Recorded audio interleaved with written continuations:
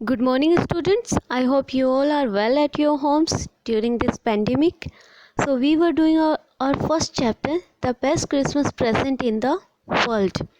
Okay, so in my previous video, we came to know that finally the author was able to reach at nursing home because he wanted to meet with Connie and he had to deliver a letter to Connie. So when he reached at nursing home, then he he found Mrs. Coney at a conservatory garden or we can say conservatory house. So let's see इनके बीच में क्या बातें होती है. The old lady was sitting in a wheelchair, her hands folded in her lap. यहाँ बताया गया है जो ओल्ड लेडी है मिसेस मैकपर्सन, वो व्हील चेयर पे बैठी थी और अपने दोनों हैंड्स को फोल्ड किए हुए अपनी लैप मीन्स अपनी गोद में रखे हुए थी. She had silver white hair pinned into a wispy bun. उनके जो हेयर है वो क्या है, अभी वाइट हो चुके थे क्योंकि उनकी एज हो गई थी. तो यहाँ कहा गया है कि उनके जो हेयर थे जो सिल्वर के जैसे लग रहे थे, तो उनका एक बन बना हुआ था, एक जूड़ा बना हुआ था. She was gazing out at the garden, और वो बाहर गार्डन की ओर कंटिन्यूस देख रही थी. Hello, I said. She turned and looked up at me vacantly. जैसे उधर उनके पास जाता है और उनको ग्रीट करता है हेलो बोलकर, तो वो मिसेस मैकपर्सन ऑथर की तरफ टर्न करती है और वैकेंटली उन्हें देखती है. या वैकेंट मीन्स है विथ अननोन एक्सप्रेशन, मतलब किसी तरह के एक्सप्रेशन मिसेस कोनी के माइंड में नहीं आते हैं जब वो ऑथर को देखती है. क्यों? क्योंकि author was unknown to her, वो उन्हें नहीं जानती है, तो किसी तरह के एक्सप्रेशन उनके माइंड में नहीं आए.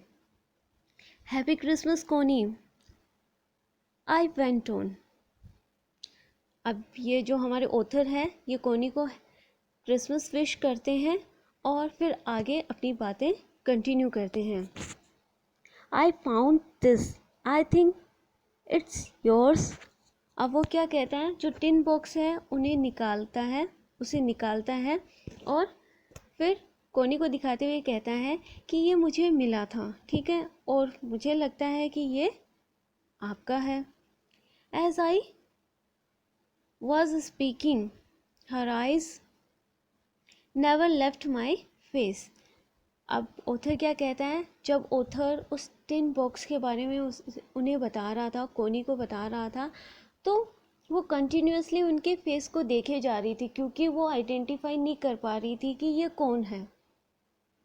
तो जो कुछ भी वो बोल रहे थे, rather than concentrating at his words, she was staring at him.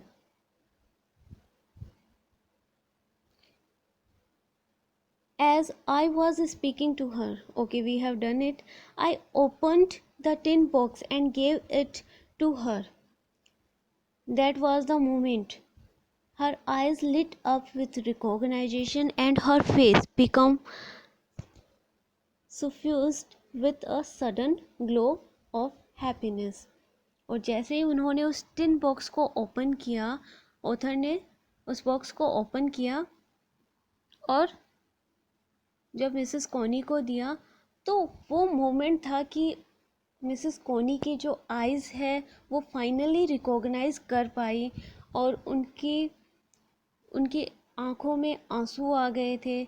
उनका फेस जो कि एक सडन ग्लो आ गया था उनके फेस पे, हैप्पीनेस का ग्लो आ गया था, ठीक है, क्योंकि वो फाइनली उन्होंने रिकॉग्नाइज कर लिया था कि ये वही लेटर है जो जिम ने उन्हें भेजा था. इससे पहले वो ना तो ऑथर को रिकॉग्नाइज कर पा रही थी और ना ही उनके हाथ में जो कुछ था उसे रिकॉग्नाइज कर पा रही थी.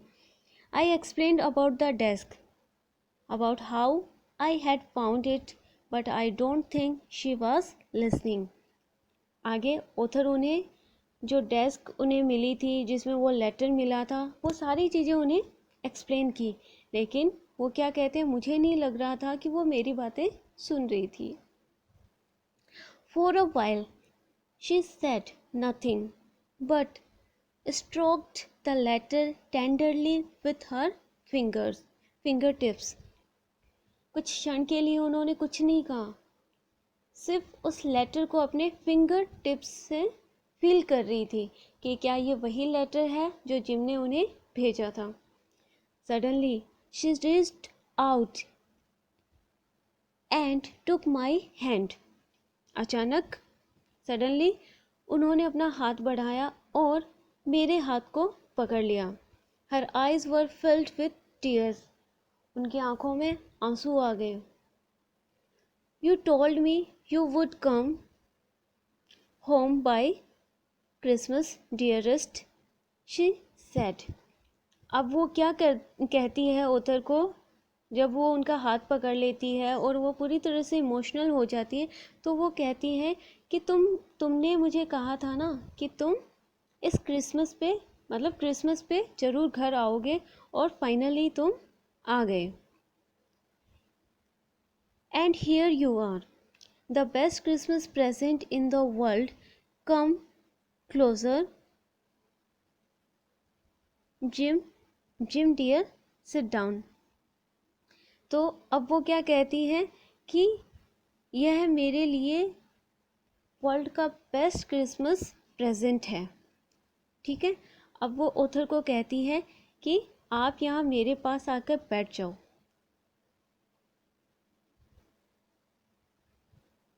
यहाँ कहती है कि आप यहाँ मेरे पास आओ और बैठो. I sat down beside her and she kissed my cheek. अब जो ऑथर है वो उनके जब नज़दीक आके बैठते हैं तो वो उनके चिक पे किस करने लग जाती है. उन्होंने उनके चिक पे किस किया. I read your letters so often Jim, every day. यहाँ वो क्या कहती है कि मैं हर दिन आपका लेटर पढ़ती थी. I wanted to hear your voice in my head. यहाँ वो क्या कहती है कि मैं हर दिन आपकी जो वॉइस है वो अपने हेड में, मतलब आपकी जो वॉइस की प्रेजेंस है वो हर दिन मैं अपने माइंड में रिकॉल करती थी या सुनती थी. इस तरह का एक्सप्रेशन वो यहाँ शो कर रही हैं. It always made me feel you were with me. और जब मैं इस लेटर को पढ़ती थी तब मुझे ऐसा लगता था कि आप मेरे साथ हो. And now you are. और अब तो आप एक्चुअल में मेरे पास में हो, मेरे साथ में हो. Now you are back, you can read it to me yourself, would you do that for me. और अब यहाँ ये कह रही है कि अब जब तुम यहाँ आ चुके हो मेरे सामने, तो क्या तुम ये लेटर मेरे लिए पढ़ोगे.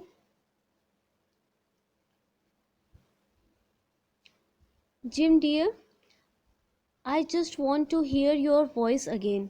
अब वो क्या कहती है कि मैं आपकी आवाज़ को दोबारा सुनना चाहती हूँ. I would love that so much. मुझे यह बहुत अच्छा लगेगा कि अगर आप ये लेटर मेरे लिए पढ़ते हो. And then perhaps we will have some tea. और उसके बाद शायद हम कुछ चाय लेंगे. I have made a nice Christmas cake, marzipan all around.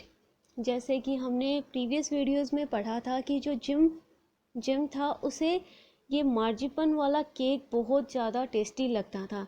तो कोनी अपनी उन्हीं मेमोरीज़ को याद करते हुए कहती है कि मैंने तुम्हारे लिए तुम्हारा फेवरेट क्रिसमस केक बनाया है विथ मार्जिपन.